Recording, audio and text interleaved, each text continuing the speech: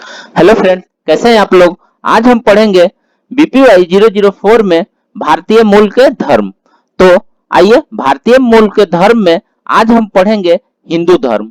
तो video start करने से पहले जो भी फ्रेंड्स हमारे चैनल पर नए आए हैं, कृपया चैनल को सब्सक्राइब कर दे और बेल आइकन को प्रेस कर दे, ताकि जो भी लेटेस्ट वीडियो हमारे चैनल पे आए वो सबसे पहले आपको मिल सके। तो ज्यादा वीडियो को लंबा न करते हुए आइए चलते हैं अपने टॉपिक पे, हिंदू धर्म के धर्म ग्रंथ। आज हम लोग हिंदू धर्म के धर्म ग्रंथ के बारे में पढ़ेंगे। तो आइए चलिए स्टार्ट करते हैं। हिंदू धर्म के पवित्र धर्म ग्रंथों के दो साहित्यिक समूहों में वर्गीकृत किया जाता है, श्रुति और स्मृति। आइए श्रुति साहित्य को देखते हैं। श्रुति शब्द का शाब्दिक अर्थ है जो सुना गया। वेद के वे ग्रंथ जिन्हें अत्यधिक आध्यात्मिक व्यक्तियों यानी ऋषियों द्वारा सुना गया और मौखिक रूप से भावी पीढ़ियों को प्रेषित किया गया, वेदों को प्रकटित एवं शाश्वत माना जाता है। इसलिए इस रूप में ये प्राथमिक मान्य धर्म ग्रंथ है। श्रुति साहित्य चार प्रकार के हैं, जिसमें पहला वेद है, दूसरा ब्राह्मण है, तीसरा अरण्यक है और चौथा उपनिषद है। तो इन चारों में से सबसे पहले हम आपको आज भी वेद के देखेंगे। वेद क्या है। हिंदू धर्म की प्राचीनतम वेद साहित्यिक अभिव्यक्तियों की बड़ी संख्या में श्लोकों के रूप में देखा जाता है। वेदों को 6 से अधिक शताब्दियों तक मौखिक रूप से संप्रेषित किया गया था। अंततः ये पवित्र धर्म साहित्य के रूप में उत्कृष्ट धर्म ग्रंथ वेद बन गए। वस्तुतः वेद का शाब्दिक अर्थ ज्ञान होता है और परंपरावादी हिंदुओं के लिए ये शाश्वत शब्द स्वयंभू सत्य है तथा ये दिव्य को अभिव्यक्त करते हैं। वेद अपूर्व से अर्थात मानव रचना नहीं है। ऋषियों ने इन्हें प्रत्यक्ष रूप में अंत प्रज्ञात्मक दृष्टि से सुना और उन्हें मौखिक रूप से मंत्रों के रूप में भावी पीढ़ियों को जो इस अंतर्दृष्टि से वंचित थी संप्रेषित कर दिया। बाद वाली पीढ़ी ने, जिसने मौखिक संप्रेषण की शक्ति नहीं थी, वेदों को 3 मुख्य संग्रहों जैसे ऋग्वेद, यजुर्वेद, सामवेद में संकलित कर लिया। बाद में ऋषि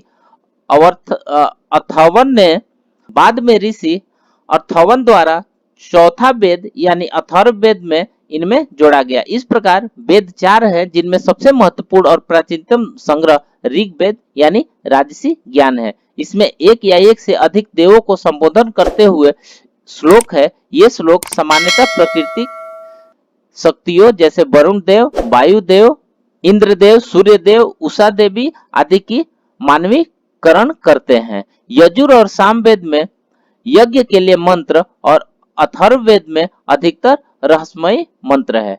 आइए नेक्स्ट देखते हैं। ब्राह्मण अधिकतर गद्य रूप में है और वेदों के साथ संलग्न है। इनमें यज्ञ की रीति रिवाजों को समझाया गया है। इनमें गृहस्थों को अपने इच्छित हितों को प्राप्त करने के लिए विभिन्न प्रकार के यज्ञ अनुष्ठान करने का आदेश दिया गया है। यज्ञ के पीछे मूल्य मान्यता यह थी कि पाराप्राकृतिक शक्तियों को संतुष्ट रखना चाहिए ताकि वे अपनी भूमिकाओं को उचित रूप से पूरा कर सके। इस संदर्भ में कर्म करने के नियम को सर्वप्रथम यज्ञ कर्मों से उत्पन्न प्रभावों के रूप में बताया गया है।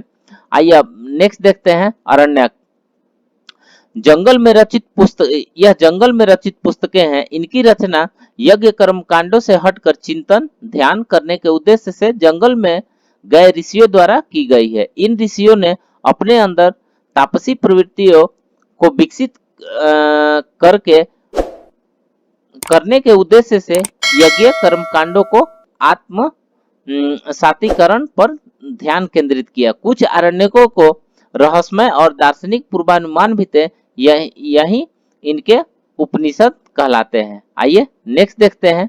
उपनिषद ये वे दार्शनिक और रहस्यवादी कथन है जिन्हें गुरु शिष्यों द्वारा दिया गया है, जो इसलिए नीचे उनके निकट या बैठता था ताकि वह स्वयं को ब्रह्म यानी परमात्मा के रूप में अनुभव कर सके, जो गोपनीय ढंग से प्रदान किया गया। कालांतर में इन वेदों का मूल माना जाने लगा, इसलिए इन्हें वेदांत कहा गया। उपनिषद में प्रतिपादन दर्शन को भी वेदांत कहा गया है। प्रारंभिक धार्मिक खोज बाहरी जगत की ओर उन्मुक्त थी। यह खोज संहिताओं में विभिन्न ईश्वरों के रूप में व्यक्त की गई। कालांतर में यह बहुदेववाद स्वयं ही ब्राह्मणों में एक ब्रह्म के रूप में बदल गया। लेकिन यह ब्रह्म क्या है, यह उपनिषदों का मूल प्रश्न था। इसी दौरान आरण्यकों ने ब्राह्मण के कर्म कांडों का पूर्ण मूल्यांकन करने का भी प्रयास किया। फिर उपनिषदों ने इस कार्य को पूरी शक्ति के साथ करते हुए कर्म के नियम को पुनः परिभाषित किया। कर्म कर्म अब धार्मिक कृत्य तक सीमित नहीं था और न ही यह ब्रह्मांड में व्याप्त बाहरी शक्ति को संतुष्ट करने के लिए था, बल्कि यह जीवन पहचानने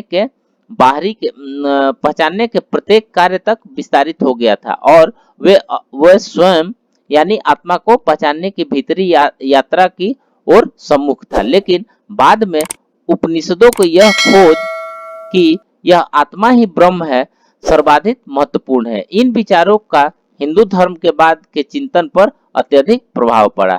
नेक्स्ट देखते हैं स्मृति धर्म ग्रंथ। स्मृति का शाब्दिक अर्थ यह है कि वह जो याद रह गया, अतः यह परंपरा से संबंधित है। परिणाम स्वरूप जहां तक ये वेदों का अनुरूप है, ये द्वितीय स्तर के धर्म ग्रंथ है। इनमें सम्मिलित निम्नलिखित ये है, निम्नलिखित प्रकार से है। पहला, दो इतिहास या महाकाव्य जैसे रामायण और महाभारत, पुराण, अति रंजित अनुश्रित से भरपूर पवित्र ऐतिहासिक वृत्तांत, धर्मशास्त्र, कानून संहिताएं और दर्शन यानी दार्शनिक मत। और लास्ट हो जाएगा आगम, पूजा की नियमावलियां। ये अब नेक्स्ट देखते हैं महाकाव्य। जहां वेद विद्वानों के लिए, वहीं महाकाव्यों जैसे रामायण महाभारत को आमजन को धर्म ग्रंथ माना जाता है। रामायण मनुष्य के उच्चतम आदर्श को राजा राम के मूर्त उदाहरण द्वारा प्रदर्शित करने के विषय पर केंद्रित है। वहीं महाभारत विश्व की सबसे लंबी काव्यात्मक रचना है। इसमें 70,000 से अधिक छंद है। यह प्रचलित उपसनाओं का समृद्ध कोश है, जिसमें अनेक कथाओं और लघु कथाओं को राजा कुल की दो शाखाओं के बीच उत्तराधिकार के युद्ध के मूल कथानक के ताने बाने से बुना गया है। आइए नेक्स्ट देखते हैं श्री भागवत गीता। यह यद्यपि महाभारत का ही एक भाग है, लेकिन यह मूलतः स्वयं में ही पूर्ण ग्रंथ है। सभी धार्मिक कृत्यों के लिए इसे हिंदू धर्म का पृथक धर्म ग्रंथ माना जाता है। वास्तव में यह हिंदू धर्म का सबसे प्रभावशाली धर्म ग्रंथ है। इसे कृष्ण और अर्जुन के बीच संवाद के रूप में लिखा गया। महाभारत के युद्ध से ठीक पहले अर्जुन अपने ही नाते रिश्तेदार को युद्ध में मारने के परिणामों से विचलित हो जाते हैं। इस पर कृष्ण अर्जुन की युद्ध की अनिच्छा को दूर करके उसे युद्ध करने के लिए तैयार करते हैं। संक्षेप में नैतिक मुद्दा यह है कि एक योद्धा के रूप में अर्जुन का यह कर्तव्य है कि वह अपनी इच्छा या युद्ध के परिणामों से प्रभावित हुए बिना ईश्वर में आस्था रखते हुए धर्म का पालन के लिए युद्ध को करना चाहिए। गीता में धार्मिक कृत्य और ज्ञान को वैध और परस्पर एक दूसरे का प्रबलीकरण करने वाले पथों के रूप में माना गया है, लेकिन ये तब तक अपूर्ण है जब तक ये भक्ति में समेकित और उसके अधीन नहीं होते हैं। शिक्षा के क्रम में एक आस्तिकवादी धर्म प्रस्तुत किया गया है, जिसमें अन्य पद्धतियों जैसे योग के विचारों का भी समावेश है और अन्य धर्मों जैसे बौद्ध धर्म की दार्शनिक अवस्थितियों का भी उत्तर देता है। आइए नेक्स्ट देखते हैं पुराण। देवों, राजाओं, नायकों और संतों की ऐसी कथाएं हैं जो पौराणिक कथाओं और अतिरेकों से भरपूर है। इन सभी का जोर हिंदू धर्म के अत्यधिक अमूर्त विचारों को ठोस व्यवहारिक जीवन में उतारने पर है, ताकि आम जनता को जीवन के हिंदू तौर तरीके, हिंदू आदर्शों को समझाया जा सके और उन्हें जीवन के हिंदू दर्शन के बारे में शिक्षित किया जा सके। ये वेदों के देवताओं के स्थान पर त्रिदेव और उनकी पत्नियां तथा संतानों को विशेष महत्व प्रदान करते हैं। आइए नेक्स्ट देखते हैं धर्मशास्त्र। हिंदू के जीवन के राजनीतिक, धार्मिक और सामाजिक पहलुओं से संबंधित विभिन्न नियमों का संग्रह है। इनमें प्रत्येक पुरुषार्थ के लिए पृथक नियमावलियां प्रस्तुत की गई है। धर्मशास्त्रों में प्रत्येक पुरुषार्थ की अनेक तकनीक व्याख्याएं की गई है, जैसे कौटिल्य का अर्थशास्त्र भौतिक संपदा और सत्ता के पुरुषार्थ से संबंधित है। वहीं वात्सायन के काम सूत्र में प्रेम या कामना के पुरुषार्थ को समझाया गया है। मनुस्मृति के विभिन्न जातियों से संबंधित नियमों को बताया गया है और मोक्ष पुरुषार्थ को 6 दर्शनों द्वारा विकसित किया गया है। आइए नेक्स्ट देखते हैं दर्शन। ये मोक्ष उपनिषद ये आइए नेक्स्ट देखते हैं दर्शन। मोक्ष के उपनिषदीय आदर्शों को समझाने के लिए ये दार्शनिक पद्धतियां है। इस आदर्श को स्मृति विषयक सूत्र में सारांशित किया गया है। इन सूत्रों को वेदांत सूत्र कहते हैं।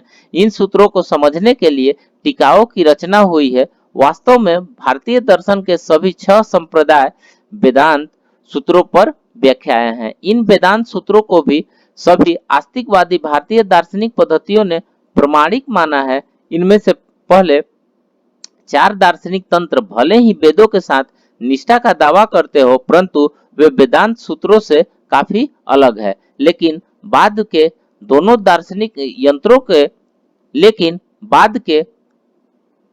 दार्शनिक तंत्रों के आधार पर प्राथमिक रूप से वेदांत सूत्र ही है और इसलिए ये वेदांत दर्शन कहलाते हैं। आइए नेक्स्ट देखते हैं आगम। ये पूजा के तरीकों, मंदिर की संरचना आदि से संबंधित है। हिंदू धर्म के 3 प्रमुख पंथों के संदर्भ में आगमन के 3 वर्ग है। पहला पंचरत्र आगम वैष्णव धर्म ग्रंथ, ये ईश्वर को विष्णु के रूप में महामंडित करते हैं। शैव आगम ईश्वर को शिव के रूप में महामंडित करते हैं। तथा तीसरा कालांतर में शैव का आगमन ने दर्शन के विशेष संप्रदाय शैव सिद्धांत को जन्म दिया। शाक्त आगम तंत्र देवी तथा इसके पंथ को महामंडित करते हैं। फ्रेंड्स, इस प्रकार से BPY 004 में हिंदू धर्म के हमने व्याख्या की। तो इसी तरह वीडियो पे हमारे बने रहिए और मिलते हैं फिर नेक्स्ट वीडियो में। तब तक के लिए धन्यवाद।